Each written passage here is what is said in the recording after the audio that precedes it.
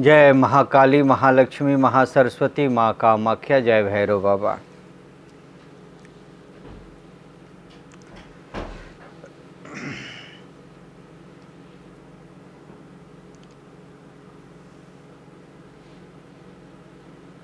जय गणेश भगवान।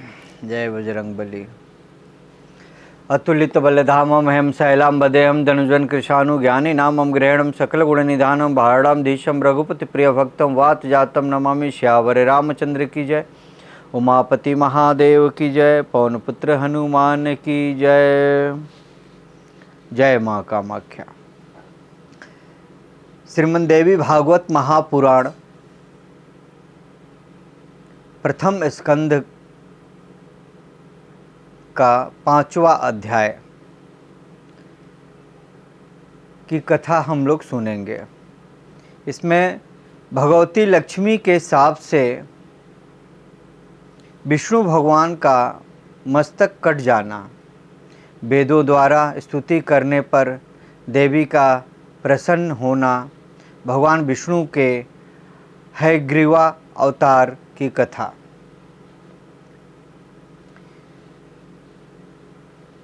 आप लोग ध्यान से कथा को श्रवण करिए। ऋषिगण बोले, हे सूत जी, हमारा चित्त संदेह रूपी सागर में पूर्णतः डूबा जा रहा है, क्योंकि आपने महान आश्चर्यजनक तथा संसार को विस्मित कर देने वाली यह बात कह दी कि विष्णु के शरीर से उनका सिर अलग हो गया था और वे सर्वपालक जनार्दन पुनः हयग्रीव हो गए थे। वेद भी जिन भगवान विष्णु का स्तवन करते हैं, समस्त देवता जिनका आश्रय ग्रहण करते हैं, जो आदि देव हैं, जगत के स्वामी हैं और सभी कारणों के भी कारण हैं, देव योग से उनका भी मस्तक कैसे कट गया? हे महामते, वह सब आप हमसे विस्तार पूर्वक शीघ्र कहिए। सूत जी बोले, हे मुनियों, आप सभी लोग एकाग्रचित होकर परम तेजस्वी देवाधिदेव भगवान विष्णु का चरित्र सुनिए। किसी समय वे सनातन देव विष्णु 10,000 वर्षों तक भीषण युद्ध करके अत्यंत थक गए थे। तदंतर एक समतल तथा शुभ स्थान पर पदासन लगाकर पृथ्वी पर स्थित प्रत्यंचा चढ़े हुए धनुष पर कंठ प्रदेश गर्दन टिकाए हुए उस धनुष की नोक पर भार देकर लक्ष्मीपति भगवान विष्णु सो गए और थकावट के कारण देव योग से उन्हें गहरी नींद आ गई। कुछ समय बीतने के बाद ब्रह्मा, शिव तथा इंद्र सहित सभी देवता यज्ञ करने को उद्यत हुए। वे सब देव कार्य की सिद्धि हेतु यज्ञों के अधिपति जनार्दन भगवान विष्णु के दर्शनार्थ वैकुंठ लोक गए।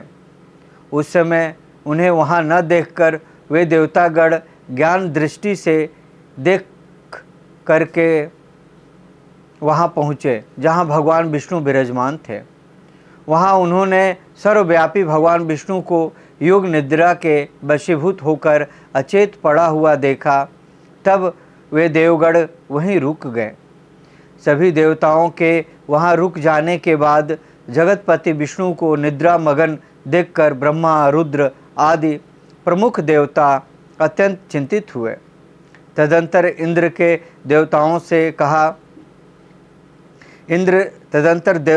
ने देवताओं से कहा, हे श्रेष्ठ देवगण, अब क्या किया जाए? हे श्रेष्ठ देवताओं, अब आप सभी यह विचार करें कि इनकी निद्रा किस प्रकार भंग की जाए। तब शिवजी ने इंद्र से कहा कि इनकी निद्रा का भंग करने से महान दोष लगेगा, किंतु हे श्रेष्ठ देवगण, यज्ञ कार्य की अवश्य कारिणी है। यज्ञ कार्य भी अवश्य अवश्य कारणी है। इसके बाद परमेष्टि ब्रह्मा जी ने पृथ्वी पर स्थित धनुष के अग्रभाग को खा जाने के लिए दिमक का सृजन किया। उन्होंने यह सोचा कि दिमक के द्वारा धनुष का अग्रभाग खा लिए जाने पर धनुष नीचा हो जाएगा, तब वे देवाधिदेव विष्णु निद्रा मुक्त हो जाएंगे। ऐसा होने पर निस्संदेह देवताओं का संपूर्ण कार्य सिद्ध हो जाएगा। अतः सनातन ब्रह्मा जी ने दिमक को इस कार्य के लिए आदेश दिया। तब दिमक ने ब्रह्मा जी से कहा कि देवाधिदेव जगत गुरु लक्ष्मीपति भगवान विष्णु का निद्रा भंग मैं कैसे करूं? क्योंकि नींद में बाधा डालना, कथा में विघ्न पैदा करना, पति पत्नी के बीच भेद उत्पन्न करना एवं माँ पुत्र के बीच बैर भाव पैदा करने के लिए षड्यंत्र करना ब्रह्म हत्या के समान कहा गया है। अतः मैं देवाधिदेव भगवान विष्णु का सुख क्यों नष्ट करूं? हे देव, उस धनुष का अग्रभाग खाने से मेरा क्या लाभ है, जिसके लिए मैं ऐसा पाप करूं? सर्वत्र के वशीभूत होकर ही समस्त लोग पाप कार्य में प्रवृत्ति होता है। इसलिए मैं भी इसमें कोई स्वार्थ सिद्धि होने पर ही इसका भक्षण करूँगा। ब्रह्मा जी बोले, सुनो, हम लोग यज्ञ में तुम्हारे भाग की व्यवस्था कर देंगे। इसलिए तुम अविलंब भगवान विष्णु को जगाकर हम लोगों का कार्य संपन्न कर दो। होम कार्य में आहुति प्रदान करते समय जो हव्य आसपास गिरेगा उसी को अपना भाग समझना, और अब तुम शीघ्रतापूर्वक हमारा कार्य करो। सूत जी बोले, हे ऋषियों, ब्रह्मा जी के इस प्रकार कहने के अनंतर दिमक ने धरातल पर स्थित धनुष ग्रह को शीघ्र ही खा लिया, जिससे धनुष की डोरी मुक्त हो गई। प्रत्यंचा के खुल जाने पर धनुष का वह ऊपरी कोना मुक्त हो गया। इस प्रकार एक भीषण ध्वनि पैदा हुई, जिससे वहाँ सभी देवतागण भयभीत हो गए।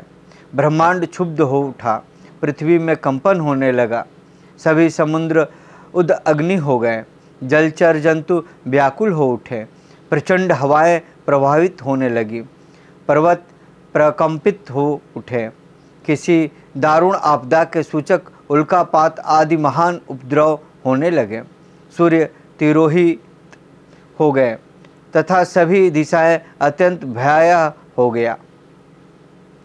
यह सब देखकर देवता लोग चिंतित होकर सोचने लगे कि इन दुर्दिन में अब क्या हो गया। हे तपस्वियों, वे देवतागण ऐसा सोच ही रहे थे कि किरीट कुंडल सहित देवाधिदेव भगवान विष्णु का सिर कटकर कहीं चला गया। कुछ समय पश्चात उस घोर अंधकार के शांत हो जाने पर ब्रह्मा और शंकर ने भगवान विष्णु का मस्तकहीन विलक्षण शरीर देखा। भगवान विष्णु का सिर विहीन धड़ देखकर वे श्रेष्ठ देवता अत्यंत विस्मित हुए और चिंता सागर में निमग्न होकर शोकाकुल इस प्रकार विलाप करने लगे। हे नाथ, हे प्रभु, यह कैसी विचित्र अलौकिक घटना हो गई है। देव, हे देवाधिदेव, हे सनातन, हम सभी देवताओं के लिए तो यह बात विनाशकारी है।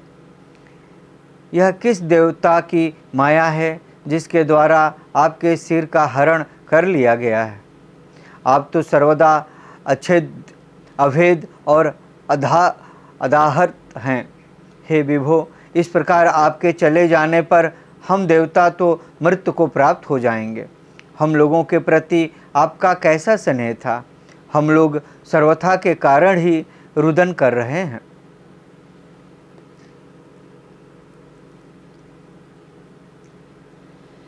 संकट की यह स्थिति न तो दैत्यों ने, न यक्षों ने और न राक्षसों ने ही पैदा की है, अपितु हम देवताओं ने ही यह विघ्न उत्पन्न किया है। तथापि हे रमापते, इसमें किसका दोष समझा जाए? हम सभी देवता परासित हैं। हम इस समय क्या करें और कहाँ जाएं? हे देवेश, हम मूढ़ बुद्धि वाले देवताओं के लिए अब कहीं भी कोई शरण नहीं है। यह कोई सात्विक की, राजसी अथवा तामसी माया भी नहीं है जिसके द्वारा आप मायापति जगत गुरु का सिर काटा गया है। तब शिव सहित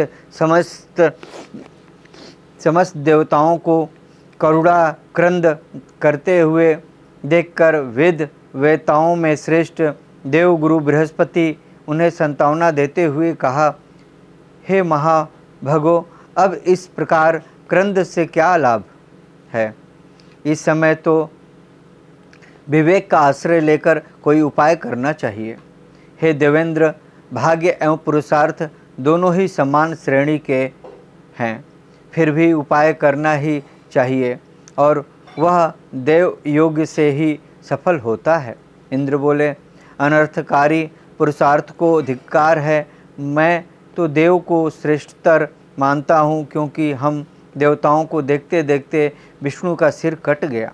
ब्रह्मा जी बोले, काल द्वारा जो भी शुभाशुभ कर्मों का फल निर्धारित है उसे अवश्य ही भोगना पड़ता है। भाग्य का अतिक्रमण कौन कर सकता है? प्रत्येक प्राणी काल क्रम के अनुसार सुख दुख भोगता ही है, इसमें कोई संदेह नहीं है। जिस प्रकार पूर्व काल में काल की प्रेरणा से शंकर जी ने मेरा मस्तक काट दिया था,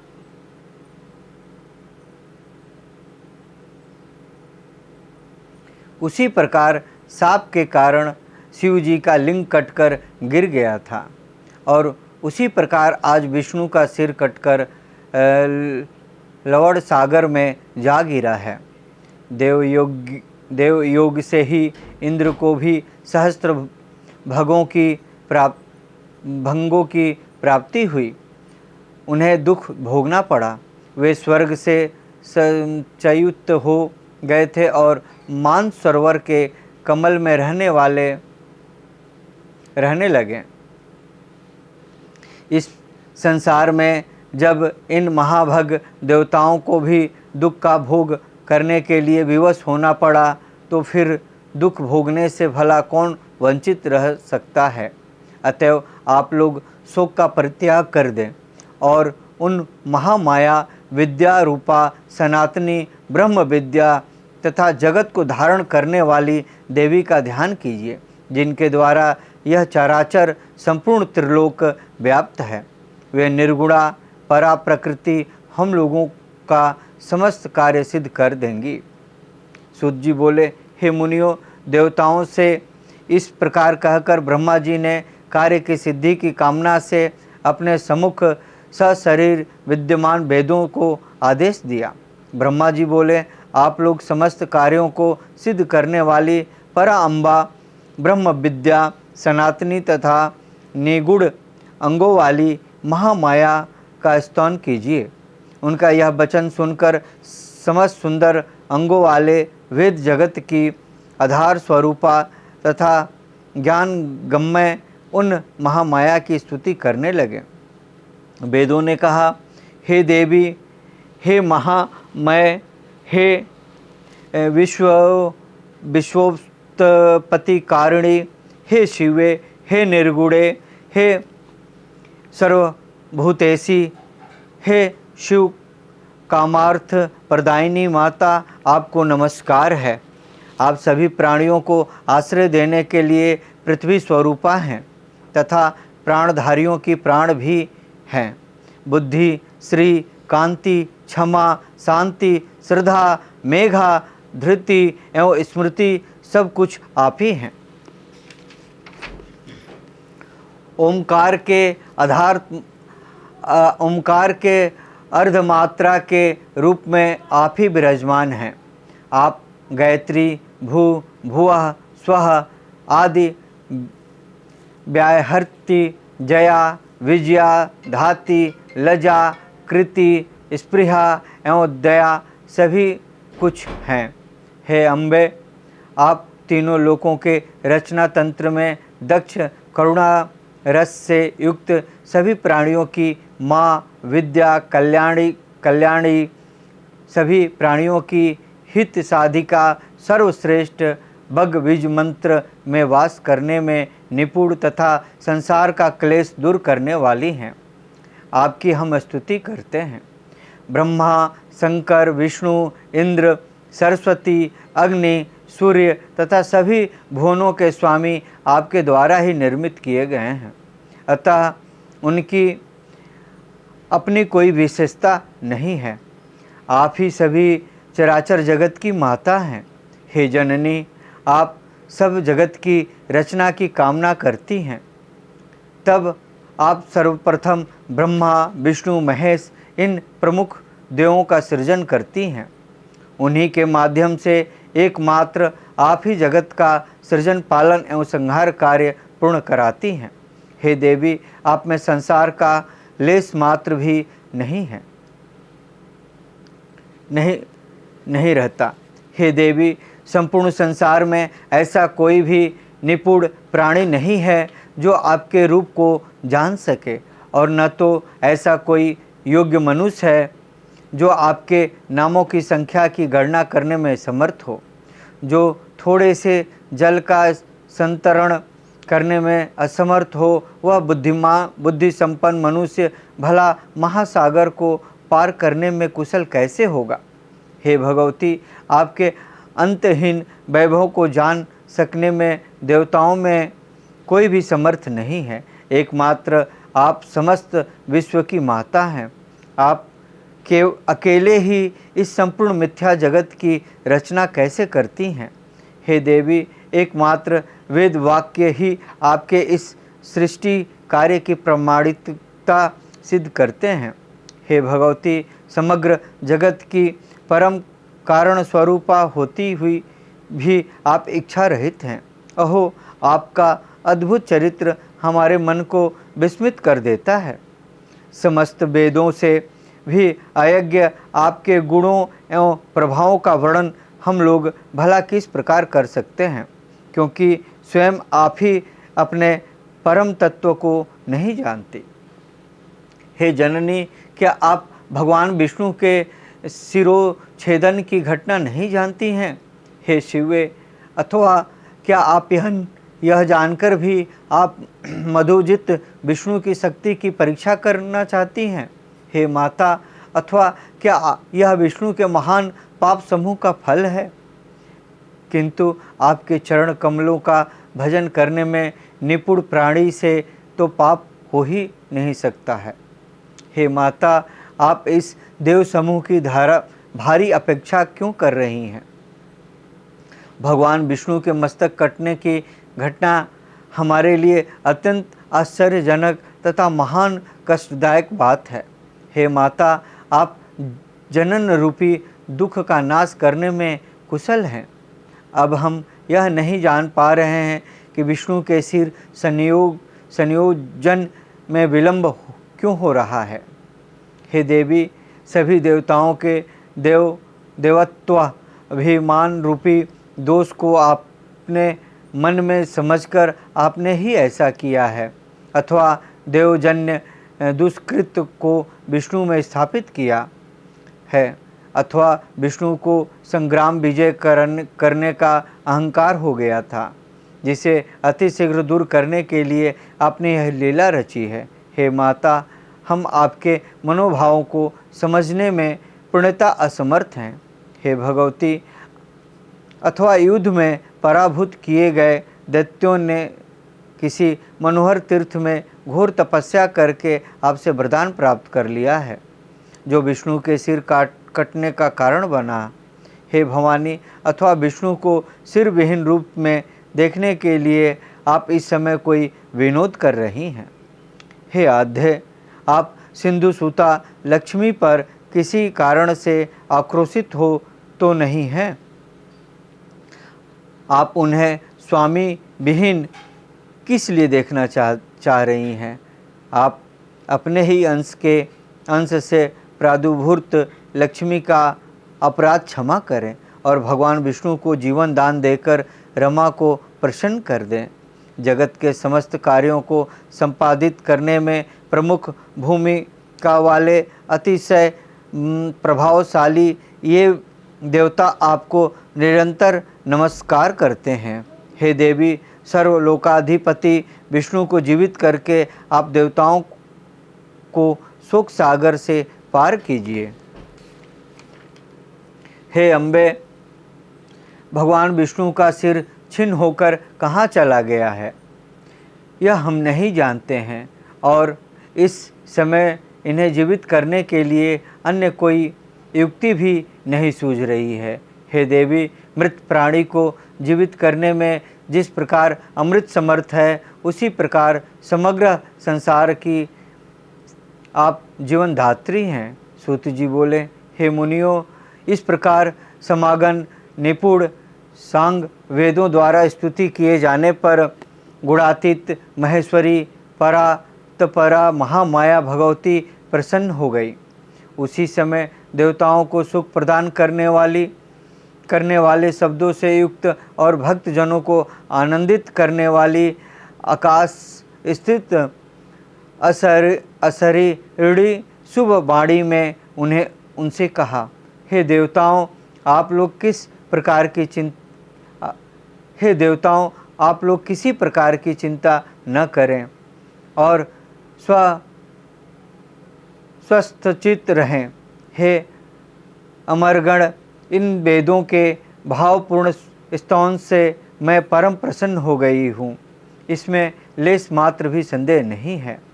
मनुष्य लोक में जो प्राणी स्तुति से मेरी आराधना करेगा, वह भक्तिपूर्वक इसका पाठ करेगा, उसकी समस्त कामनाएं पूर्ण हो जाएंगी। जो मनुष्य त्रिकाल प्रातः मध्य संध्या मेरी स्तुति को नित्य भक्ति पूर्वक सुनेगा, वह सभी दुखों से विमुक्त होकर परम सुखी हो जाएगा। वेदों द्वारा उच्चारित किए जाने के कारण यह स्तुति वेदों के समान ही है। हे देव, अब आप विष्णु के शिरोच्छेदन का कारण सुनिए, क्योंकि इस लोक में बिना कारण कोई कार्य कैसे हो सकता है। एक बार अपने समीप बैठी हुई अपनी प्रियतमा सागर पुत्री लक्ष्मी का चिताकर्ष मुख देखकर भगवान विष्णु हंस पड़े। उन्होंने सोचा कि भगवान विष्णु मुझे देखकर क्यों हंस पड़े। मेरे मुख में विष्णु जी द्वारा दोष देखे जाने का आखिर क्या कारण हो सकता है, और फिर बिना किसी कारण के उनका हंसना संभव नहीं हो सकता। मुझे तो ऐसा प्रतीत होता है कि उन्होंने किसी अन्य सुंदर स्त्री को मेरी सौत बना लिया है। इसी विचार मंथन के परिणाम स्वरूप लक्ष्मी जी कोपाविष्ट हो गई और तब उनके शरीर से तमोगुण संपन्न तामसी शक्ति व्याप्त हो गई। तदंतर किसी देव योग के प्रभाव से देवताओं के कार्य साधन के उद्देश्य से ही उनके शरीर से अत्यंत उग्र तामसी शक्ति प्रविष्ट हुई। तब लक्ष्मी जी के शरीर से तामसी शक्ति का समावेश हो जाने के कारण वे अत्यंत क्रोधित हो उठी और उन्होंने मंद स्वर में यह कहा, तुम्हारा यह सिर कटकर गिर जाए। स्त्री स्वभाव के कारण भावीवश तथा संयोग से बिना सोचे समझे ही लक्ष्मी जी ने अपने ही सुख को विनष्ट करने वाला शाप दे दिया। सौत के व्यवहार आदि से उत्पन्न होने वाला दुख वैधव्य से भी बड़ा होता है। मन में ऐसा सोचकर तथा शरीर पर तामसी शक्ति का प्रभाव रहने के कारण उन्होंने ऐसा कह दिया था। मिथ्याचरण, साहस, माया, मूर्खता, अति लोभ, अपवित्रता तथा दयानिधिता ये स्त्रियों के स्वाभाविक दोष हैं। अब मैं उन वासुदेव को पूर्व की भांति सिरयुक्त कर देती हूँ। इनका सिर पूर्व शाप के कारण लवण सागर में डूब गया है। हे श्रेष्ठ देवताओं, इस घटना के होने में एक अन्य भी कारण है। आप लोगों का महान कार्य अवश्य सिद्ध होगा। इसमें कोई संदेह नहीं है। प्राचीन काल में महाबाहु एवं अति प्रसिद्ध हयग्रीव नाम वाला एक दानव था, जो सरस्वती नदी के तट पर बहुत कठोर तपस्या करने लगा। वह दैत्य आहार का त्याग कर समस्त इंद्रियों को बस में करके तथा सभी प्रकार के भोग गर्वस्य से दूर रहते हुए मेरे माया बीजात्मक एकाक्षर मंत्र ह्रीं का जाप करता रहा। इस प्रकार समस्त आभूषणों से विभूषित मेरी तामसी शक्ति का सतत ध्यान करता हुआ वह 1000 वर्ष तक कठोर तप कर रहा था। उस समय उस दैत्य ने जिस रूप में मेरा ध्यान किया था, उसी तामस रूप में मैं उसे दर्शन देते हुए उसके समक्ष मैं प्रकट हुई। उस समय सिंहासन पर आरूढ़ हुई मैं दयापूर्वक उससे कहा, हे महाभग, तुम वरदान मांगो। हे सुब्रत, मैं तुम्हें यथेच्छ वरदान दूंगी। वह दानव देवी का यह वचन सुनकर प्रेम विह्वल हो उठा और उसने तत्काल प्रणाम और प्रदक्षिणा की। मेरा रूप देखते ही प्रेम भावना के कारण प्रफुल्लित नेत्रों वाला तथा हर्षति रेख के कारण अश्रुपूर्ति नैनों वाला वह दानव मेरी स्तुति करने लगा। हयग्रीव बोला, हे महामाये, हे जगत का सृजन पालन संहार करने वाली, हे भक्तों पर कृपा करने में निपुण, हे सकल काम प्रदायिनी, हे मोक्षदायिनी, हे शिवे, आप देवी को नमस्कार है। पृथ्वी, जल, तेज, वायु एवं आकाश, इन 5 महाभूतों का कारण आप ही हैं तथा गंध, रस, रूप, स्पर्श एवं शब्द, इन तत्वों का कारण भी आप ही हैं। हे महेश्वरी, नासिका, जिह्वा, नेत्र, त्वचा, कान, ये ज्ञानेंद्रियां तथा हाथ, पैर, वाक, लिंग, गुदा, ये कामेंद्रियां आपसे ही उत्पन्न हुई है। देवी बोली, तुम्हारा क्या अभिष्ट है?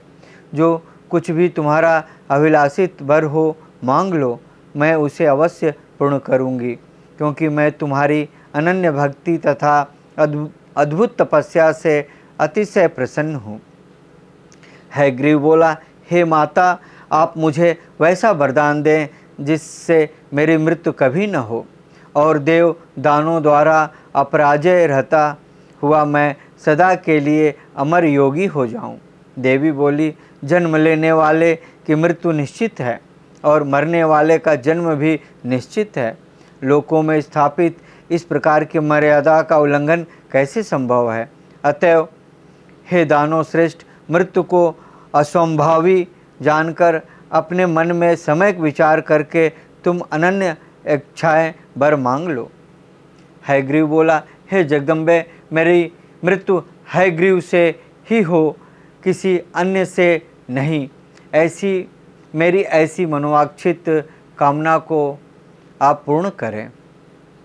देवी बोली, हे महाभग, अपने घर जाकर अब तुम सुखपूर्वक राज्य करो। हयग्रीव के अतिरिक्त अन्य किसी से भी तुम्हारी कदापि मृत्यु नहीं होगी। उस दैत्य को यह वरदान देकर मैं अंतर्ध्यान हो गई और वह भी परम प्रसन्न होकर अपने घर लौट गया। वह दुष्टात्मा इस समय मुनिजनों तथा वेदों को हर प्रकार से पीड़ित करता रहा और तीनों लोकों में कोई भी ऐसा नहीं है जो उसका संहार कर सके। अतः त्वष्टा इस अश्व का जो मनोहर सिर अलग करके इन सिर विहीन विष्णु के धड़ पर संयोजित कर दें। तत्पश्चात देवताओं के कल्याणार्थ भगवान हयग्रीव उस पापात्मा अत्यंत क्रूर तथा दानवी स्वभाव वाले महाअसुर हयग्रीव का संहार करेंगे। सूत जी बोले, देवताओं से इस प्रकार कहकर भगवती शांत हो गई और इसके बाद देवगण परम संतुष्ट होकर देवशिल्पी विश्वकर्मा से बोले।